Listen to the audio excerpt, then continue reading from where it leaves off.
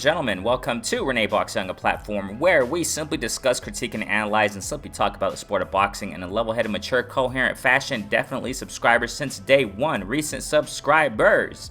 Hey, I appreciate each and every one of you. Thank you guys so much, for liking it up, sharing it up, tuning into the flash lives, tuning into the premieres of my videos such as this, commenting in the comment sections of my videos. I definitely do my best I can when it comes to, comments in the comment sections. Playback family, salute. I do the best I can to, collaborate and to answer everything you guys write down there. You know what I'm saying? So I appreciate y'all. Thanks so much. And just for your overall support, and if you want to support via Cash App, you can. $ Renee Box Young. Simple as that. Cash App, $ Renee Box Young. And everybody who's been supporting via that manner, I appreciate you all. Thank you so much. If you're new to this platform, if you love the sport of boxing, this is the place for you. It's as simple as that, man. Simple as that. So go ahead and hit the notification bell. Yada, yada, yada, right? Thanks so much, man. Hey, I want to talk about this, man. It's being announced out there, sources out there, you know what I'm saying? But like I said, you already know what I think about sometimes. What about sources? Definitely, you just don't know, you know what I'm saying? I mean, they can say things that are coming out, which at the moment is valid and is definitely, coming from wherever it's coming from. But many times things just switch up, one camp, it's just difficult. The sport of boxing, it's confusing sometimes. It's freaking unpredictable sometimes, One camp, one team can say this, yeah, we got the fight, it's ready to go, we're about to sign. And then the other team can say, flip the script, and the manager can say this, I didn't like this, I didn't like this stipulation in the contract, blah, blah, blah, and the freaking fight's off. So, but, information's coming out, okay? And I think you saw it by now.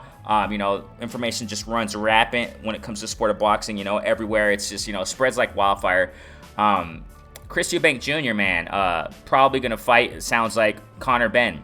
O2 Arena, if I'm not mistaken. If I'm not mistaken, that's where Clarissa Shields and Marshall are going to fight. If I remember correctly, that's a huge arena. I don't know much about the UK, man, but I think I do know it's quite big, that freaking thing. It can fit a lot of people in there, I think. But O2 Arena around October, man, I got to talk about this. I definitely got to talk about it because, look, I've talked about Chris Eubank Jr. several times. Years ago when he was calling out Canelo a lot, you know what I'm saying? He was calling out Canelo quite a bit a long time ago. We're talking about, years and years ago, okay? At that time, I think Chris Eubank Jr. would have been quite a legitimate opponent for Canelo. I highly regard Chris Eubank Jr., man. I gotta make this clear, man. I'm not one of those. I just love the sport of boxing, man. I don't care where they come from. I don't care where these guys are coming from. These queens. I don't care where they come from. I just want to see great fights.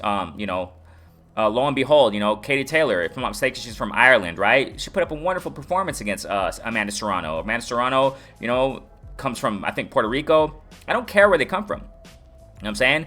I don't care what country they represent. I just love to see great fights. You know what I'm saying? So I'm not gonna knock UK fighters. On the contrary, you go back to one of the standout fights for me from the UK, man, is Froch and Groves, man. Oh my gosh, the first fight in the rematch, those were all out wars. Those were action packed. Salute, man, salute to these guys. You know what I'm saying? Warriors coming from the UK. I highly regard Chris Eubank Jr. But this is what I'm trying to get at, man. He fought Billy Joe Saunders. He lost that fight, okay? It seems like ever since, this is my thing about Chris Eubank Jr., man. I think he got skills. I think he's really, he's decent. He has decent skills. I got nothing to take away from him, man. It's just that ever since he lost to Billy Joe Saunders, it seems like he started going kind of downhill in his career, man. Plateau, hasn't really grown much.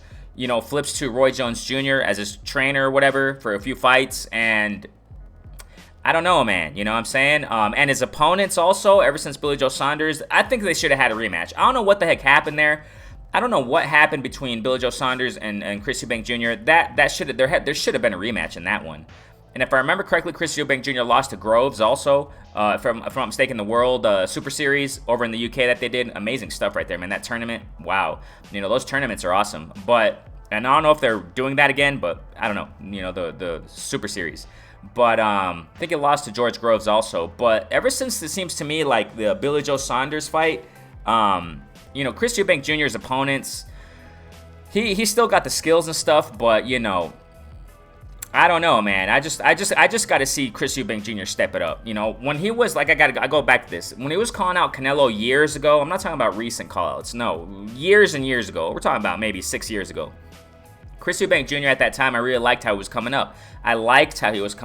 But then after he started, he fought Bill Joe Saunders and lost. It seems like I don't know, man. He's been absent for a minute in the sport, and I don't think he can make a comeback. This is what I'm trying to get at. I'm trying to break this down so that we can understand what type of opponent he represents, what type of competition he represents really to Conor Benn. I think it's a good fight, man. This is what I'm trying to say. I think it's a good fight. For the point that Chris Eubank Jr. is at right now in his career, Conor Benn rising up, prospect contender, whatever they want to call him, welterweight division.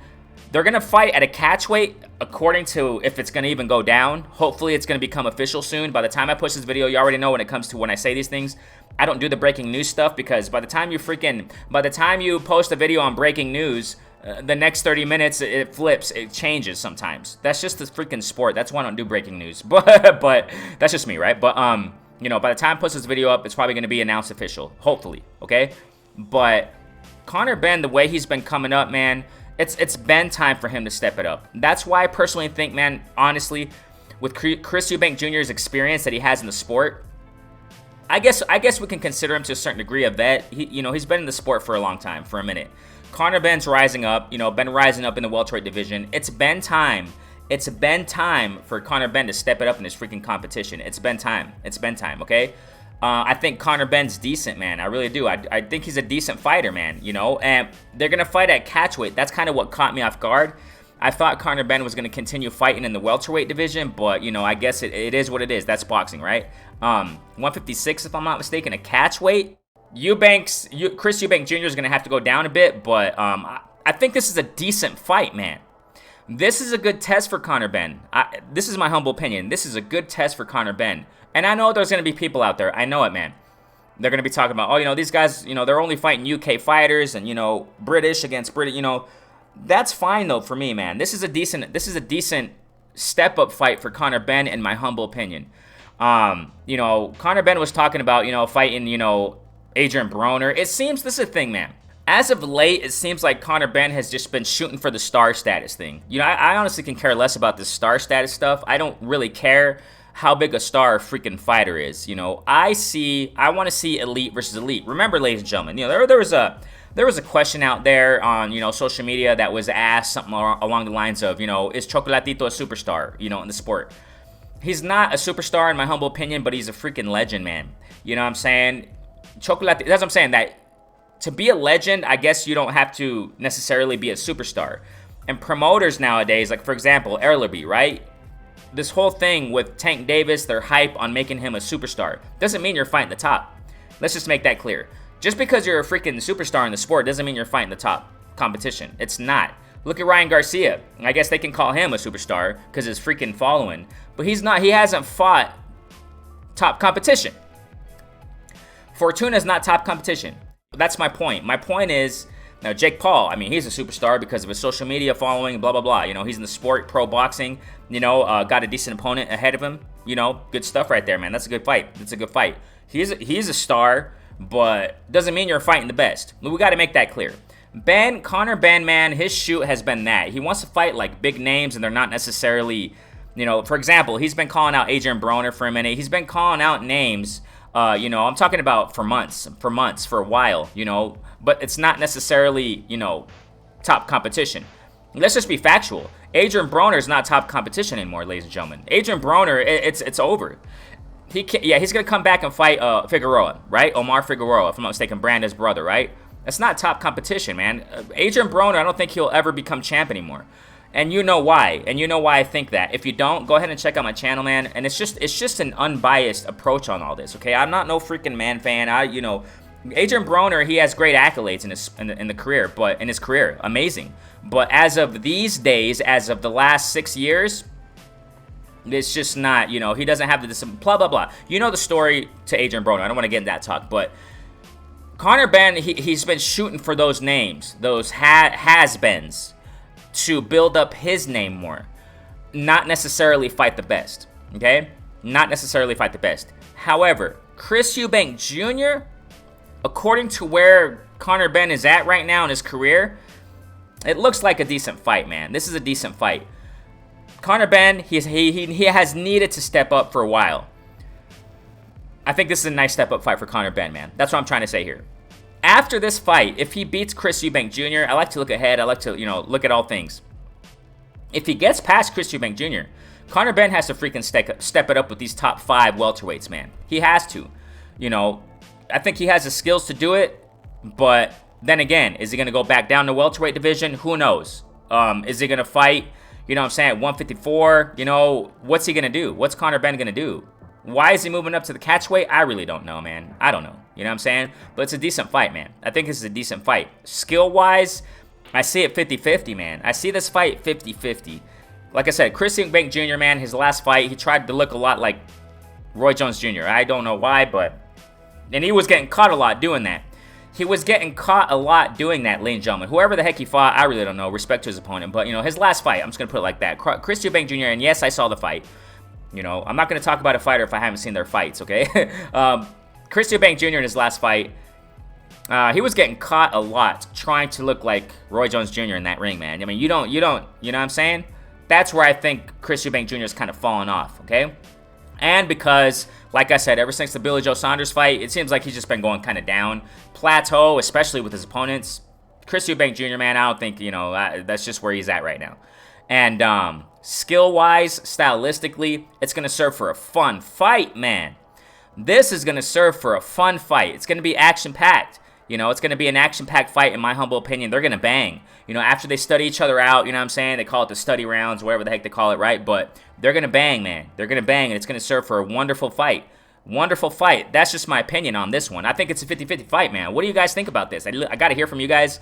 But after this, that's what I'm saying, man. If Conor Benn beats Chris Eubank Jr., that's some good stuff, man. That's some good stuff. I personally think that Conor Benn is the goods, but his opponents aren't the goods. It is what it is, man. As of late, his opponents, it's time to step it up.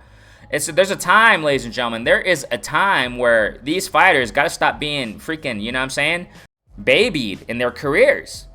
And I've been speaking about several fighters out there, you know what I'm saying? I don't care what their names are. It's freaking time. We come to a point where, the promotional companies, man, those promoters, you got to stop babysitting these guys. For example, quick example real fast, man. Okay, Ramirez. They're talking about Ramirez and Bivol. Nothing's official, obviously. They're being sanctioned to fight, whatever. But at the same time, Eddie Hearn wants Boatsi, or however you pronounce that dude's name, Boatsi versus Bivol.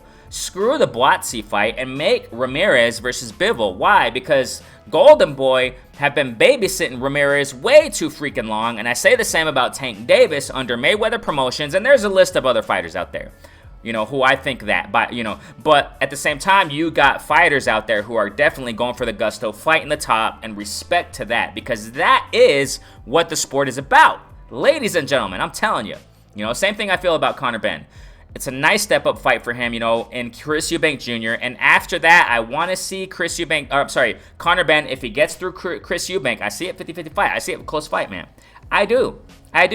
If he gets past Chris Eubank Jr., man, I got to see a top name. I got to see a top name, because the way they're promoting Conor Benn, they're saying that he's the best thing since whatever. It's time to show it. Now, this is the question I have. Is he going to go back down to welterweight division? I don't know, man, because he has a big build. Is he going to be at 154 from now on? After this Chris Eubank Jr. fight, is he going to be campaigning at 154? Ooh, so ladies and gentlemen, it's intriguing. I'll put it that way. It's intriguing. So we'll see, man. Who do you got?